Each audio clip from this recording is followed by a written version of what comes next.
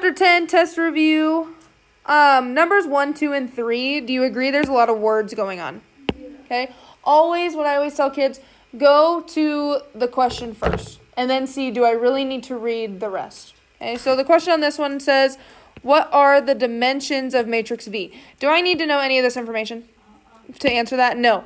Dimensions, remember that goes rows by columns. Okay, rows are always going to come first. So how many rows do I have? Remember, rows go side to side. So I have 2 rows. So 2 rows by columns go up and down. How many do I have of those? 2. So this is a 2 by 2 matrix. So that's the first part. Is there another part? What number? Right, it's what does the number in the position V12 mean? So if I talk about that, V12, does this say V12? No. What does this 1 stand for? What always goes first? Yep. So this is row 1, talking about row 1. This one's talking about column 2. So what it's asking is what element is in that spot. So here I have row 1 and then column 2. What number is in that spot? 15. Yep. So V12 equals 15. So how many answers do I need on that one? 2. Write yourself a little note for that, because remember, what can you do with these tomorrow? You can use the reviews. Yep, so you need 2 answers on number 1. Just make sure you answer both of those. Okay? Number 2, again, is wordy. What do I want you to do first? Read the question. It says, at what speed, in parentheses I put magnitude, so at what magnitude is the plane traveling? In order to find magnitude, what do we have to find first? Do you remember?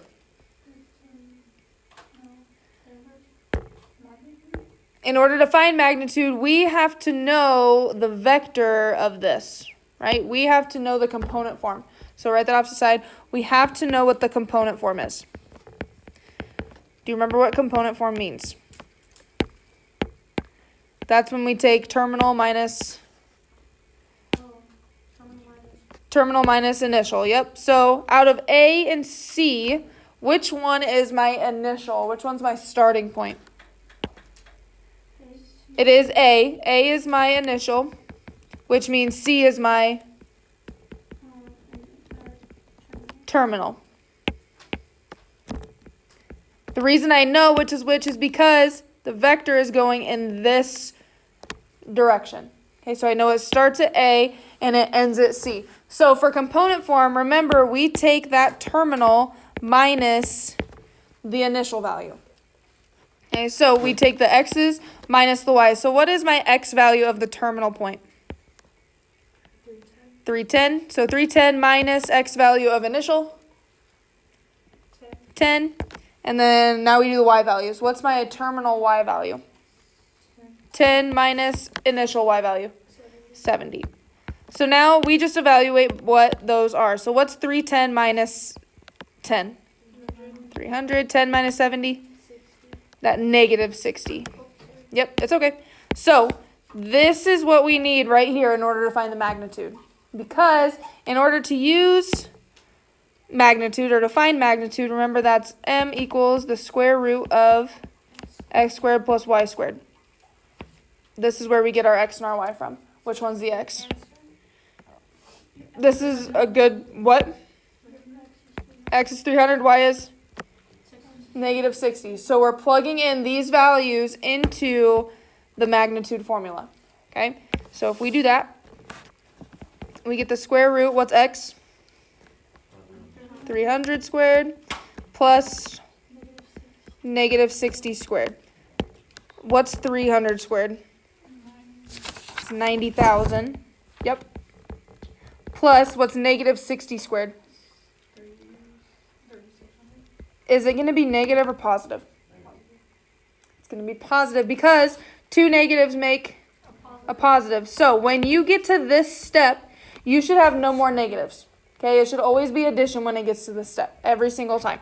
So what do I do with those 2 numbers now? Add them together. So I get 93,600. And then with magnitude, how do I want you to write your answers? If you forget, the directions tell you.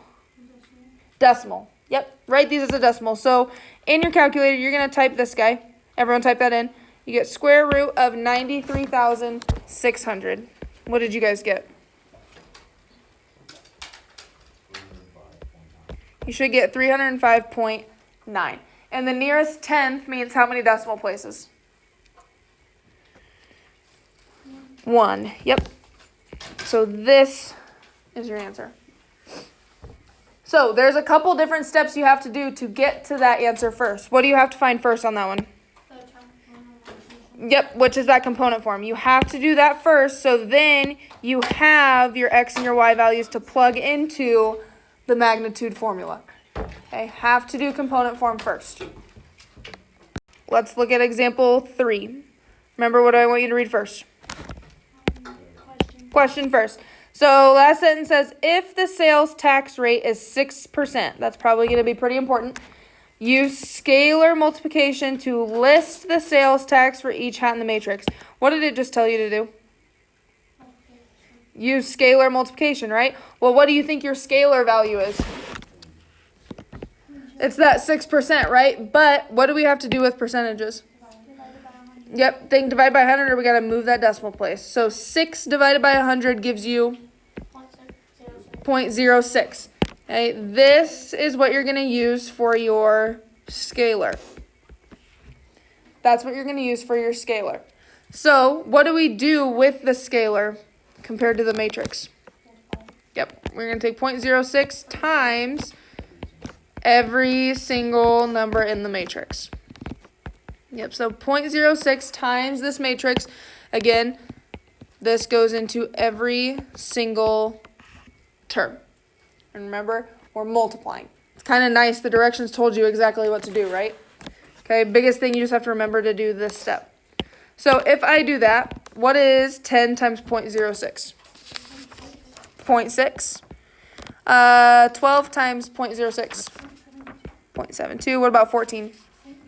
0.84, 13, 0.78, 15, 0.9, and 16, 0.96. Yep. That is your sales tax for those hats. Let's move on to number 4. On number 4, it gives you matrices X and Y, okay, and then it wants you to use those for A and B. Okay, what does it want you to do on A? It wants you to add them. B wants you to subtract them. So, if I take X plus Y, remember, what am I going to add with 0? How do I know those go together? They're in the same spot. Okay, so 0 plus 0 is 0. Now I take -4 plus -6 is -10. 1 plus 6 is 7. 1 plus 5 is 6. -2 plus 4 is 2. And then 5 plus 3 is 8. So that is your new addition matrix. Remember, since I added, I'm going to use 5 and 3 as an example. Since they were in that spot, remember their addition, or what their new form is, goes in the same spot. Okay? All right, on B, if I'm subtracting, am I going to get the same answer? No, I'm not going to get the same answer. So if I take X minus Y, this is where we kind of have to be careful with negatives. Okay, so if I take X minus Y, what's 0 minus 0? 0. -4 minus a -6. Yeah, we got to be careful. -4 minus a -6. What happens to those two? Turns into a positive, so this does give us that +2. So now we have 1 minus 6, -5. 1 minus 5, -4. -2 minus 4. Yep, and then 5 minus 3, 2. Good. Very similar, number 5. It says add and subtract the following matrices. Why can I not do that? What do you mean by they're not the same? They have different dimensions. Everything that you guys said was good. Let's just quick review. What is the dimension of this one? Has 1 row by 3 columns. This one is our generic 2 by 2. So since those aren't the same, we have an undefined answer. Or you can put no solution. I put can't do it. That's fine too. Yep. As long as you understand what's happening. And you can't add those because the reason we can't do that, yes, the dimensions aren't the same, but do I know what to add 3 with? No. Like I don't have a definite, I'm going to add 3 with this number because they're in the same spot. Can't do that. Okay, they have to be the exact same. Okay, and then number 6, kind of a funky question. Okay, it says it gives you 2 matrices, X and Y. It wants you to find a new matrix Z that if we added it with X, we would get Y. Okay, so what this is asking, if we took X plus Z, we would end up with matrix Y. Okay, so let's just plug in what we know there. X we know is -6, 3, -1, and 2. Plus, do we know what matrix Z is? No. So I'm just going to put a blank matrix there. Thank you. And then equals, do I know what Y is? Yep, it's that 0 matrix, right?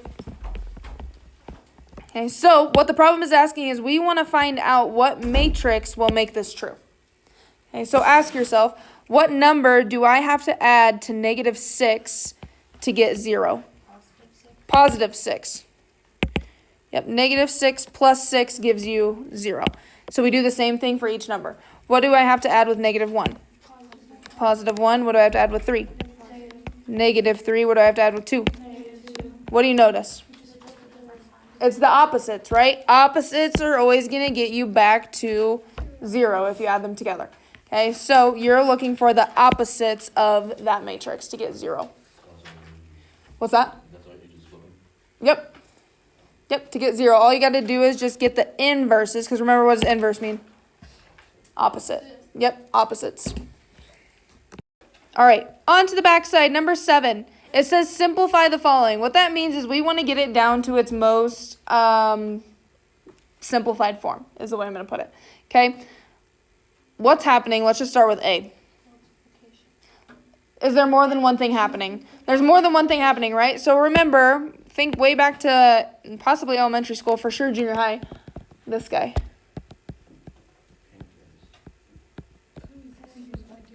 Please excuse my dear Aunt Sally.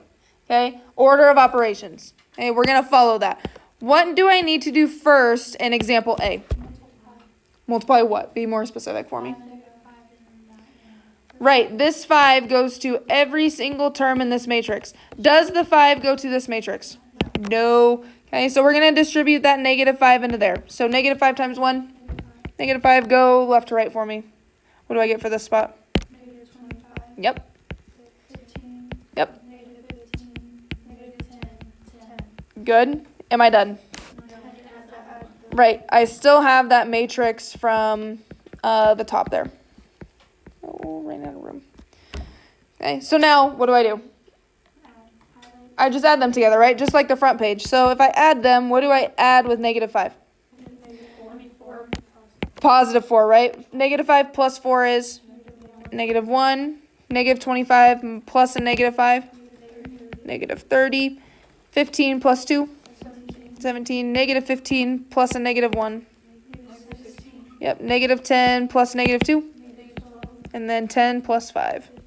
15. How do I know when I'm done? There's nothing else I can do, right? We have one simplified matrix. We're done. Okay? All right. Same thing for B. What do you notice about B?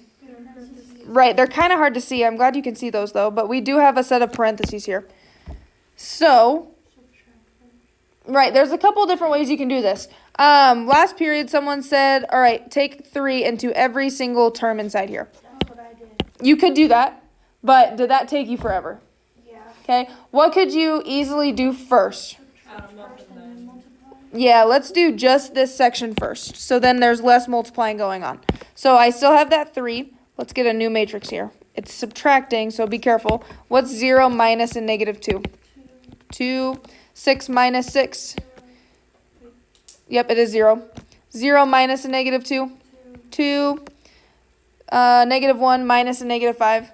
4, 5 minus 3, 2, negative 1 minus 0. Was that a lot easier than taking this to every single term? Yes. You still could do that, so I want to let you know that. Now, what do I do with this 3? To every single term, right? So 3 times 2? 6, 0, 6, 12, 6, negative 3. Biggest thing with these is that it's very easy to get these problems wrong just because of those negative answers or those negative elements. So just be careful when you're adding and subtracting those negatives that you make sure you're doing it in the correct way. Okay. All right, number 8. It says, what is xy? Well, what does that even mean? What is this asking? It's being multiplying, right? With multiplication, can I just take 3 times negative 5 and be good? No, it's this long process, right? Yep. So here we have 3, negative 2, 7, 6 times negative 5, 1, negative 4, 2. So yes, we cannot just take 3 times negative 5 to get negative 15. Okay, it is that process of multiplying 2 by 2 matrices. So remember what I said, it really helps to circle to keep you organized. Okay, so start with that row 1 times column 1. Okay, so row 1 times column 1. Since I'm multiplying those, I know it's going to go in this spot, row 1, column 1. Okay, so I take 3 times negative 5 plus 7 times negative 4. What should you do next? Yep, erase your circles. Now you're going to do row 2, column 1. So I do negative 2 times negative 5 plus 6 times negative 4. What's kind of a good checkpoint here? These parentheses right here should match up. Okay, what can I do next? Right, if you want to get rid of some stuff, I filled in the column 1. Okay, so I know I'm done with that column 1. Okay, I'm going to back up a second. We have a 2 by 2 multiplied by a 2 by 2. What are we going to end up with? A 2 by 2. Yep. What do I do next? We're going to do the same thing for column 2, right? Take row 1 times column 2. So we take 3 times 1 plus 7 times 2. And then what can I do next?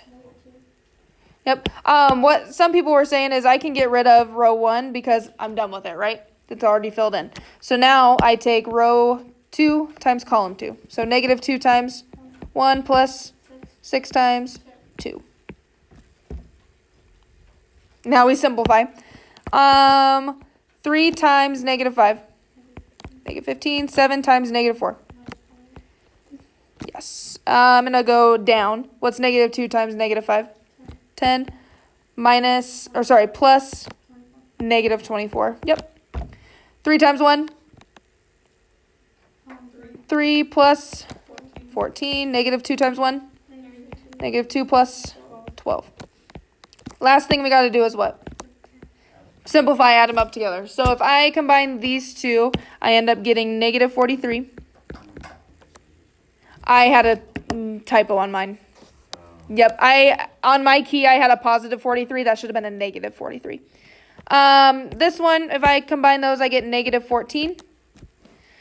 3 plus 14, 17. And then negative 2 plus 12, 10. Now am I done? Yes, because we have one simplified matrix. All right, number 9. I gave you 3 vectors, and it says put the following vectors in matrix form. How do vectors get transformed to a matrix? X's and Y's. Okay, you can think X's and Y's. Let's think about this first. How does that become a matrix? Is it this? It's stacked, right? So 2, 3 becomes 2 over 3. Now it's negative 5 over 1. And then 9 over negative 6. Yep, and you just put it all into one matrix instead of having 3 separate matrices. Yep, that's just your answer. All I wanted you to do on that one is put the vectors into matrix form. Yep, so instead of having, we started with 3 vectors, put it into one matrix, not 3 separate matrix. Okay. Moving on to number 10 here. Now, what I want you to understand on number 10 is it is 4 different problems. It's not multiple choice. Okay, it's 4 different problems. So on this one, it says determine whether each matrix has an inverse. What do we do to determine if matrices have inverses? Yep, write that word down, determinant. The determinant is what tells us if we have an inverse or not. Okay, what is it if an inverse does not have a matrix? Wow. I just glitched or something. What? That was on recording too. Huh? What is it when we know a matrix doesn't have an inverse? No. What does the determinant tell us? If we get 0, right? So write that note down. If the determinant is 0,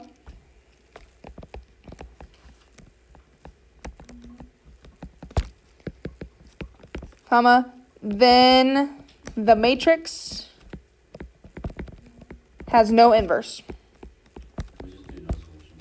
Yep. On these ones, you can even just tell me after you find out the determinant, I just need you to tell me yes or no. Yep. So on this one, what's the little trick to remember how to do the determinant? It's like that crisscross, right? So for the determinant of A, I take 6 times 3 minus -9 times -2. Again, with these, we have to be super careful with negatives. What's 6 times 3? 18 minus, it is going to be a positive 18. So 18 times minus 18 is 0. What does that tell us, yes or no? It's no. There is no inverse. Am I done with number 10?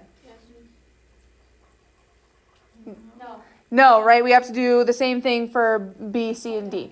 Okay? So I'm just going to go left to right. So this one, determinant C. What do I do? 1 times 9. Yep, same exact thing. Minus 3 times 3. What's 1 times 9? 9. 3 times 3? 9. So 9 minus 9 is 0. Does it have an inverse? No. Then part B, what do we do?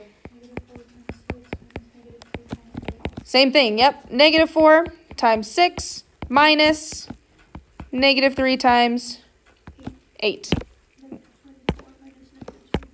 Yep, this gives you -24 minus a -24. What'd you say? Well, what happens on this one? Right, these become positive, so we get 0. So, what's my answer? No.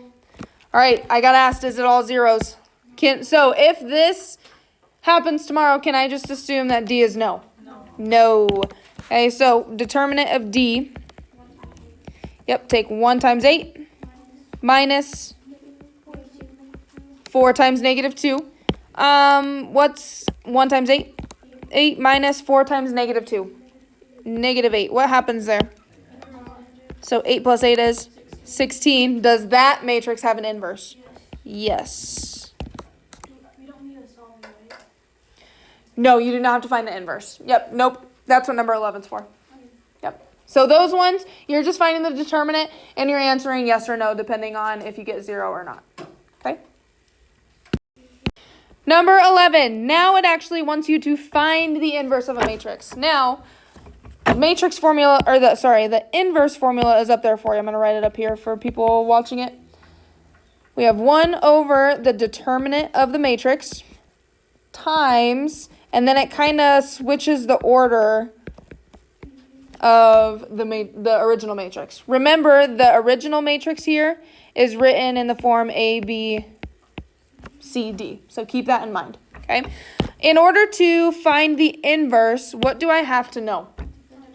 I have to find this first. We just did a bunch of those. So the determinant of M, how do I find that? -10 times -4 minus? -7 times -6. So, what's -10 times -4? 40 minus -7 times -6. There's 42. So 40 minus 42 is negative 2. That's the determinant. Okay, so let's plug in to our inverse equation. So we have the inverse equals 1 over the determinant negative 2 times what happens to our original matrix? What flips? A and D switch places. Yep. So negative 4 goes here, negative 10 goes here. And then the other two signs switch. So this turns to positive 7. This turns to positive 6. And now it's just a matter of solving, right? This number, what's this called? That's the, this is the determinant, yes. But this number out in front of a matrix, that's the scalar, right? So what does this go or do? Goes to every single term. Remember the little trick. These numbers on the inside are going to end up in place of the 1 on the top. Yep. So let's go through this. We have negative 4 over negative 2, 7 over negative 2, 6 over negative 2, and negative 10 over negative 2. Can I leave my answer like that? No. You always want to go through and simplify because this looks kind of messy right now, right? So go through. What's negative 4 divided by negative 2? It is positive 2. Yep. What about 7 divided by negative 2? Yep. I'm okay if you write that as a decimal or if you leave it as a fraction. Cool with either. Okay. 6 divided by negative 2. Negative 3. And then negative 10 divided by negative 2. 5. Now am I done? Yes. I have a 1 simplified matrix. Number 12. What is number 12 asking for? It's asking for the area. Okay. I have the area formula over there for you. It's that 1/2 times the determinant of m. Absolute value of the determinant of m, excuse me. What do I have to find in order to know the area? The determinant. Looking at the two vectors right now, can I find a determinant? No. So what do I have to do? Stack them. I have to make them into a matrix, right? Stack them. So my matrix is going to turn into 3, 5, 4. So remember, our vector 1 is right here. Our vector 2 is right here. Now can I find the determinant? Yes. So the determinant of m equals 3 times 4 minus negative 2 times 5. Yep. 3 times 4, 12 minus negative 10. What happens?